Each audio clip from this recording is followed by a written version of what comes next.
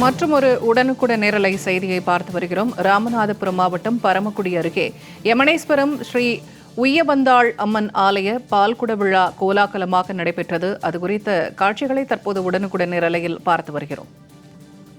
ராமநாதபுரம் மாவட்டம் பரமக்குடி அருகே யமனேஸ்வரம் ஸ்ரீ உய்யவந்தாள் அம்மன் ஆலய பால்குட விழா கோலாகலமாக நடைபெற்று வருகிறது. அது குறித்த காட்சிகளை தற்போது நாம் உடனுக்குடன் நேரலையில் பார்த்து வருகிறோம். பரமக்குடி வைகை ஆற்றில் இருந்து பக்தர்கள் புனித நீர் எடுத்து வந்து அம்மனுக்கு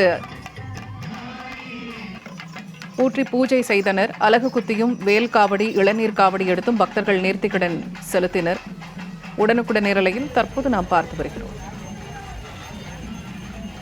இது தொடர்பான கூடுதல் தகவல்களை தருகிறார் செய்தியாளர் மாரிமுத்து. மாரிமுத்து, இப்ப யமனேஸ்வரம் பகுதியில் இருக்கக்கூடிய அம்மன் ஆலயத்தில் பால்குட விழா கோலாகலமாக நடைபெற்று வருகிறது. கூடுதல் விவரங்கள் என்ன?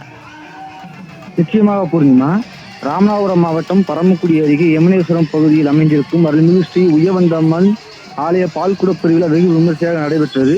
கடந்த வாரம் காப்புக்கட்டுடன் தொடங்கிய விழாவானது நேற்று காலை பொங்கல் விழா, அக்னி சட்டி புறப்பாடு மற்றும் பூச்செது விழா என சிறப்பாக நடைபெற்றது. அதனைத் தொடர்ந்து இன்று பால்குட விழாவானது பரமக்குடி வைகை ஆற்றிலிருந்து புறப்பட்டு யமுனேஸ்வரம் வழியாக பால்குடத்தை தலையில் சுமந்தபடி நகர்வலம் வந்து உய்யவந்த அம்மன் ஆலயத்தை வந்தடைந்தனர்.